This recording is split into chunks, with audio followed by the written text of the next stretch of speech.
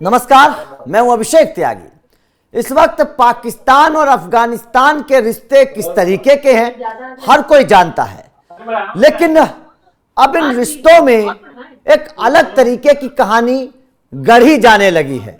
कभी पाकिस्तान धमकी दे रहा है तो कभी अफगानिस्तान साफ तौर पर यह बात कह रहा है कि भाई साहब उकसाने की कोशिश मत करना, वरना इतना खदेड़ेंगे कि हालत बुरी हो जाएगी। पहले अफगानिस्तान के नेताओं ने यह बात कही, अब हक्कानी नेटवर्क जो अफगानिस्तान में है उसके लोगों ने, उनके नेताओं ने यह बात कह दी है और साफ तौर पर पाकिस्तान को चेतावनी दे दी है कि भाई साहब उकसाने की कोशिश मत करना, हालात बहुत खराब कर देंगे और बहुत बुरी तरीके से मारेंगे। मतलब साफ है कि मुनीर आर्मी को भस्मासुर का खतरा लगने लगा है। और भस्मासुर वो है जिसे एक वक्त में पाकिस्तान ने ही पाला था। ये वो भस्मासुर है जिस पर इस वक्त पाकिस्तान जो डरा हुआ है जिससे। पंकज सर, आप तो पूरी कहानी को देख ही रहे हैं, किस तरीके से पाकिस्तान अफगानिस्तान के बीच में ये जुबानी जंग चल रही है। कैसे देख रहे हैं इस भस्मासुर का जो डर पाकिस्तान को लगा हुआ है? अभी हक्कानी नेटवर्क के सबसे बड़े नेता सिराजुद्दीन हक्कानी जो हैं वो अफगानिस्तान के गृह मंत्री हैं। हाँ। और उन्होंने ही पाकिस्तान को धमकी दी है कि जरा कायदे में रहो तो फायदे में रहोगे। हाँ। ये पाकिस्तान के लिए गंभीर है, क्योंकि हक्कानी नेटवर्क जितना अफगानिस्तान में है उससे ज्यादा स्ट्रांग पाकिस्तान में है। हाँ। तो यासीन मुनीर को पता है कि अगर हक्कानी नेटवर्क हमारे खिलाफ हो गया तो वो इस्लामाबाद में भी मारेगा, लाहौर में भी मारेगा, रावलपिंडी में घुसकर भी मारेगा। उसके लोग हैं। अब हक्कानी नेटवर्क जरा समझिए कि वो है क्या चीज। लंबे अरसे से जो पाकिस्तान अफगानिस्तान बॉर्डर पे जो तस्करी होती थी, चाहे वो ड्रग्स की, हथियारों की, ये पूरा नेटवर्क जो चलाता था वही हक्कानी नेटवर्क नाम है। 4 भाई थे, उसमें से सिराजुद्दीन हक्कानी अभी गृह मंत्री है और बाकी जो थे वो सब ये सारा काम करते थे उस वक्त। और पाकिस्तानी आर्मी को बड़ा फायदा था इससे। इनके हथियार अफगानिस्तान अगर पहुंचाने हो सोवियत सेनाओं के खिलाफ तो कैसे जाएगा? हक्कानी नेटवर्क के जरिए। अगर दुनिया भर का पैसा ड्रग्स का अगर पाकिस्तानी आर्मी तक पहुंचना हो कैसे होगा? हक्कानी नेटवर्क के थ्रू। तो इन्होंने खूब प्रश्रय दिया और अगर कहीं से भागते थे तो ये आके पाकिस्तान में छिपते थे और आर्मी वाले इनको बड़ा बढ़िया से वीआईपी ट्रीटमेंट देते थे। और हक्कानी नेटवर्क पूरे पाकिस्तान में फैला हुआ है, सिंध के इलाकों को छोड़कर। सिंध में इनका उतना स्ट्रांग नेटवर्क नहीं है, लेकिन है फैला हुआ। और बाकी पंजाब में, बलूचिस्तान में, खैबर पख्तूनख्वा में, वो रावलपिंडी का पूरा इलाका, ये हक्कानी नेटवर्क के लोग हैं और बड़े खतरनाक लोग हैं ये। आप जानते हैं ना स्मगलर्स कैसे होते हैं। इनका नेटवर्क पाकिस्तान ईरान सीमा तक है, वहां से पेट्रोल की स्मगलिंग करते हैं। ईरान में पेट्रोल सस्ता है और वहां से लाया और पाकिस्तान में बेच दिया। ये भी ये काम करते थे। तो उस वक्त तो खूब मजा आया पाकिस्तानी फौज को और खूब इनके लोगों को रिक्रूटमेंट वगैरह जो करना है करो, हमें तो क्या पैसे मिल रहे हैं। अब हुआ यह है कि अब अफगानिस्तान की सरकार चला रहे ये हक्कानी वाले। बिल्कुल। और अफगानिस्तान के साथ अगर दुश्मनी होगी तो जाहिर तौर पे ये दूसरी तरफ खड़े मिलेंगे। हाँ, सीधा। ये अब तक का सबसे स्ट्रांग स्टेटमेंट है हक्कानी ग्रुप के मुखिया की तरफ से पाकिस्तान को।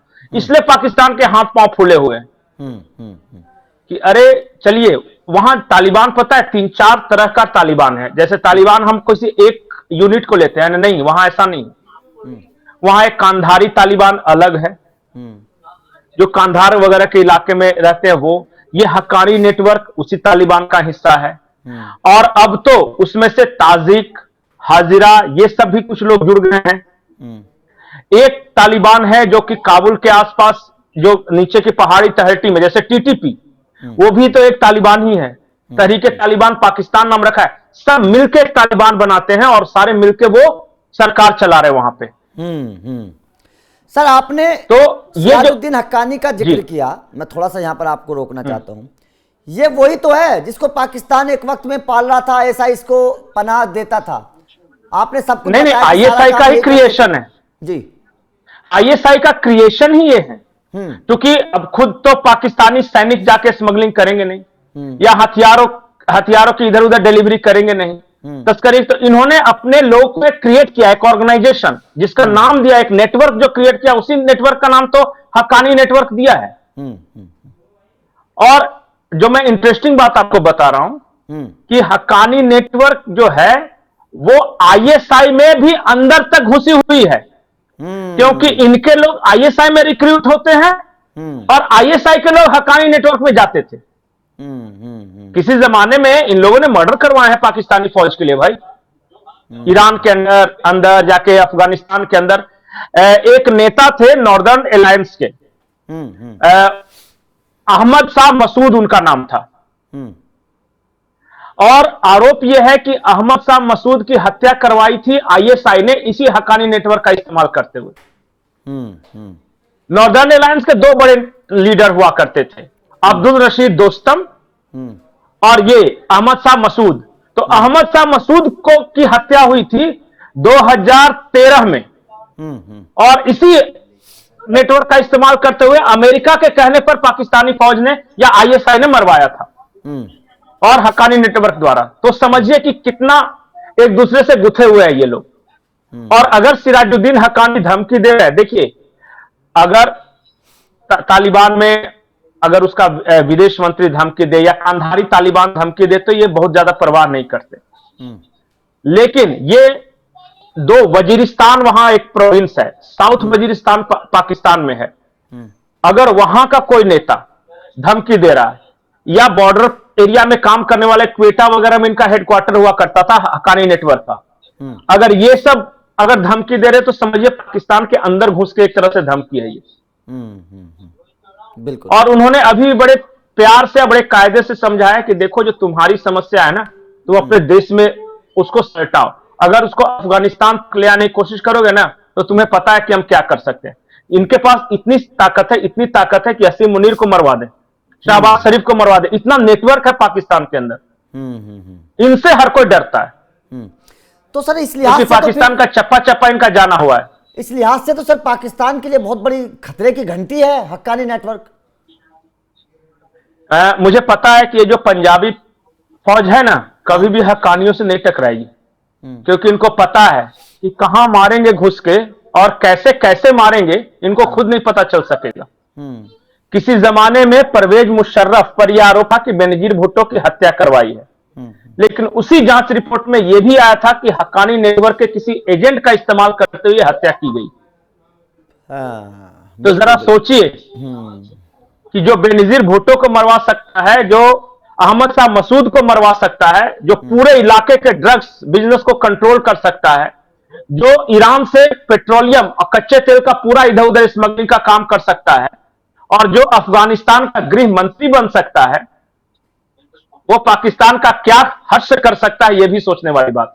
बिल्कुल बिल्कुल, पाकिस्तान को थोड़ा सोच समझकर पंगा लेना पड़ेगा अफगानिस्तान से। ये वो अफगानिस्तान नहीं है जो पाकिस्तान की गुलामी नहीं, उन्होंने तो कहा नहीं, सिराजुद्दीन हक्कानी ने तो साफ साफ कहा कि हमारे पास लंबी दूरी की मिसाइलें नहीं है, हमारे पास अत्याधुनिक डिफेंस हथियार नहीं है, लेकिन हमारा जज्बा और हमारा लोगों का नेटवर्क बड़ा स्ट्रांग है। कौन कह रहा है कि अफगानिस्तान जाकर बम बरसाएगा? उसको जरूरत ही नहीं है। उसके 13 लाख लोग, 13 लाख अफगानी पाकिस्तान के अलग अलग शहरों में हैं, उनको तो फटना ही है ना बम लगा के। अब वो मुनीर के घर पे फटे, आर्मी हेडक्वार्टर में फटे, या शहबाज के घर पे फटे, लाहौर में फटे, उनके पार्लियामेंट में फटे, क्या फर्क पड़ता है? सही बात है, सही बात है, बिल्कुल फटना ही है उनको।